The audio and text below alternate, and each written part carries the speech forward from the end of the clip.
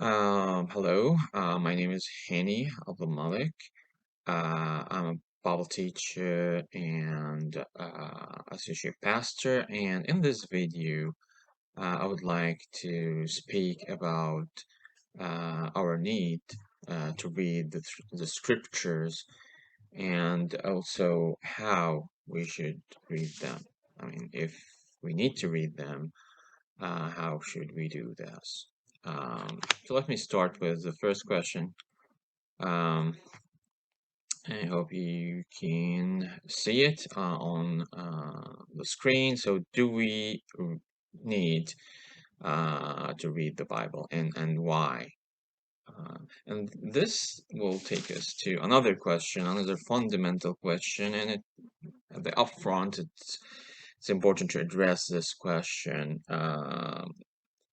So it will make a difference if we are believers or non-believers. Okay, so if we are non-believer, let's start with non-believers. If we are non-believer, we don't believe the Bible is true, or we don't believe the Bible is inspired by God. Why do we still, or do we still need to read it? Okay, and I would suggest yes, for several reasons, but most importantly, because the Bible as a document, as a historical document, is a very influential document. It has shaped not only the Western civilizations, but other civilizations. For example, the Middle East, even Islamic civilization have been influenced by the Bible indirectly. But think about it, the stories that are in the Bible are basically the stories that are in the Bible can basically have influenced um, other holy books like the Quran as well. You have, whether you believe in these stories or not, but there are similar stories that are in those books, for example. So and they are regarded by many people around the world as authoritative and normative. So this is another reason, actually, to for non-believers to learn and to try to understand the Bible, because the Bible is not only like it not only was influential, but is influential till now. Many people around the world, Christians, Jews, believe uh, in the Bible, believe in the scripture, believe that they are true. They believe that they should guide us in matter of faith and deeds.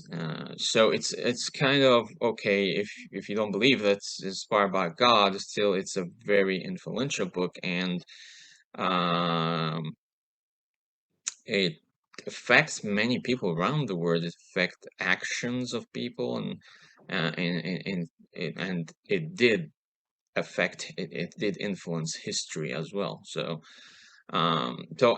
so this is for non-believers. What about believers? Well, believers, I would suggest it's more clear. That said, there are many believers who do not read their Bibles, and that's on them. Okay, but as believers, as Christians or Jews who believe in the authority of uh, the scripture, this makes it even more important for them to read their text and to understand the message of the Bible. Because if you believe it's inspired, if you believe scripture is inspired by God, so it's very important that you know the message conveyed by God to you. And there is a very significant passage about this in the New Testament. Okay, so let's move to this passage, and it's in 2 Timothy 3:16-17. I'm reading from the New American Standard Bible. All scripture is inspired by God and profitable for teaching, reproof, for correction, for training in righteousness, so that the man of God may be adequate, equipped for every good work. And the word here translated inspired by God is theopneustos, which means God's breath, or God have breathed these words. So for Christians, for example, specifically for a Christian, this is the Bible is God's breath. So if we claim that we believe that, it's very important to read the Bible um, as Christians um, and as believers in general. So even if you're not a Christian, but you're a Jew, um, a Jewish believer, the Bible is also inspired by God, and this is very clear from, for example, Exodus 20.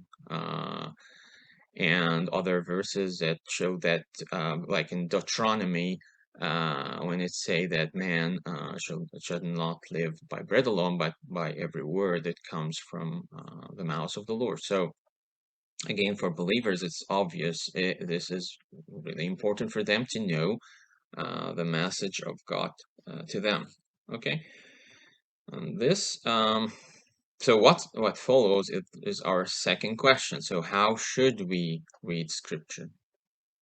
How should we read the Scripture?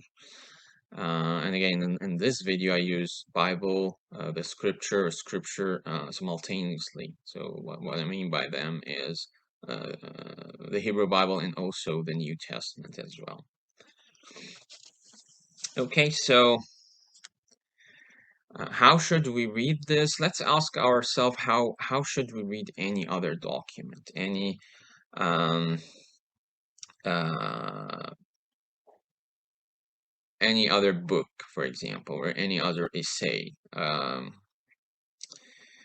Do we consider the structure of the word, the context, the near context, the wider context?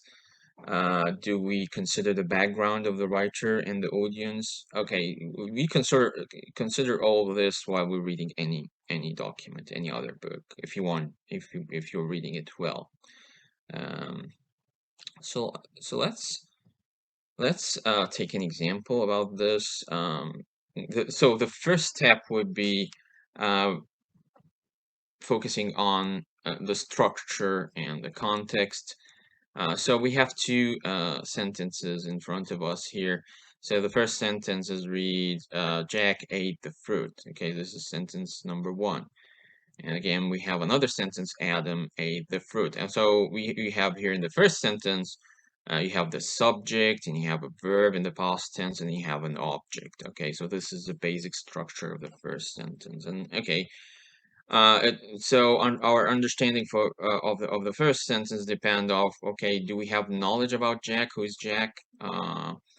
Again, the verb gave us the action, and it's in past tense, so something happened in the past tense. He ate, but then the object is not really clear which kind of fruit it is. Okay, so it might be that when we read this sentence in a certain context, in a story, for example, that we get a better understanding of what this sentence means. Okay, so it might be that Jack is a little boy that is lost in the forest, and he finally found a kind of a fruit, and he ate, and he become satisfied and happy.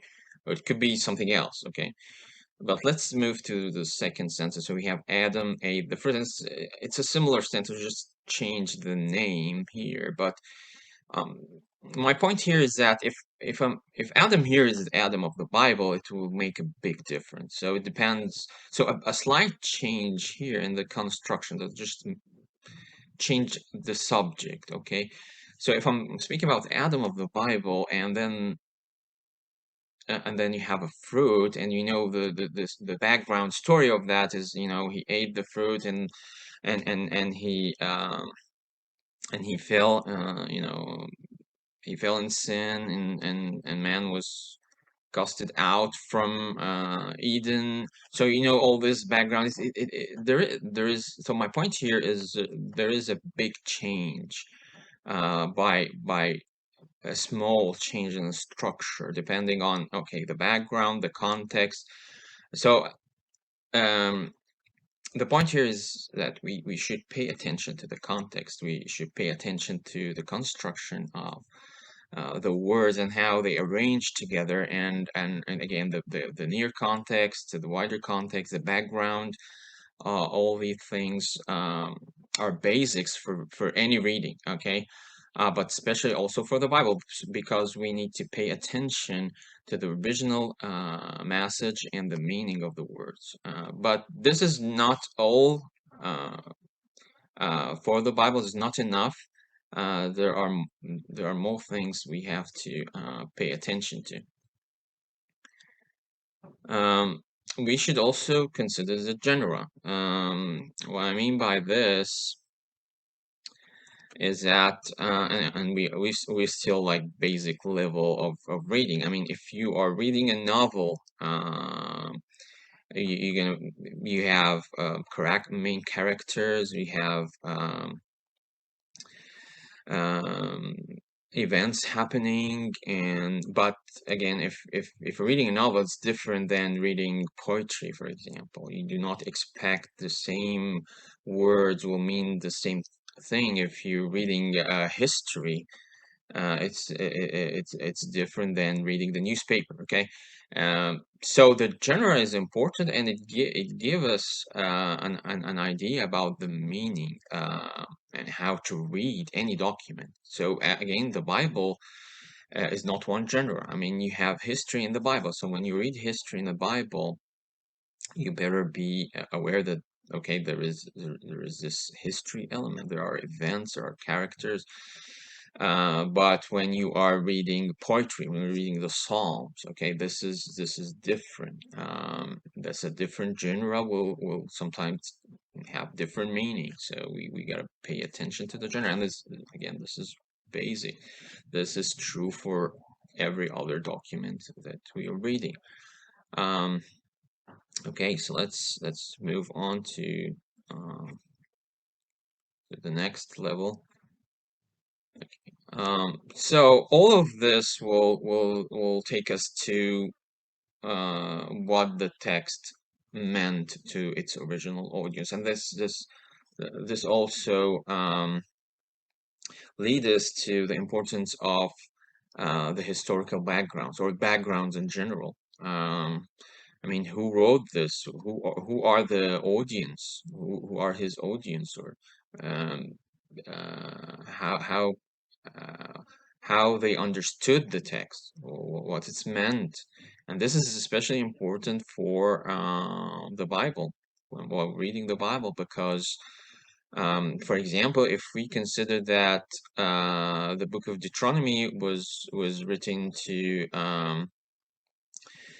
the people of Israel while they were preparing to enter the land, we will better understand the message of the book. If we understood, for example, that the audience of Matthew were basically, or Matthew was writing to people who have a Jewish background, we better understand the message of the book. Also, when was the book written, like the historical um, period of this book will be also important. Okay, so what the Bible meant is fundamentally important. Okay. But this is not the only thing that's important in the text. We need also to consider the theology of the text, the significance of the text. So not only what the Bible meant, but also what it means to us. And here comes the significance of the text and the application. So we're not just reading the authorial intent of what this text meant to its original audience. We're also reading the Bible because it has a message to us. And whether you're a believer or not, I mean, if you're a believer, of course, you believe that God has a message for you in the Bible, because these are the best of God. But also, if you are not a believer, you have this awareness that these documents carry the wisdom of antiquity, and the wisdom of antiquity is beneficial to us if we understand it today. We think that we are better than people of antiquity because we think we're smarter. I mean, we have done a lot of progress in different areas, but we still need the wisdom of antiquity, how people lived, what are the wisdom of all these civilizations stored in the Bible. So for unbelievers, getting this message for the original audience, and then understand its significance to us, is important. For believers, it's very important to apply the Bible to us, to understand its significance to us today as Christians, or as Jews. I'm focus on Christians because I'm a pastor, um, and understand how we can apply them. Because if our theology or the significance of the text does not stem from a proper reading of the text, so we are missing out. We're just having a good theology, maybe good theology, but the wrong text. We're reading the wrong text. We have wrong applications. Just we're trying to impose our presupposition on the text, and that's not right. Um, okay, in the second video, I'll speak more about the significant. But let's stop here, and I hope you enjoyed this video. Okay.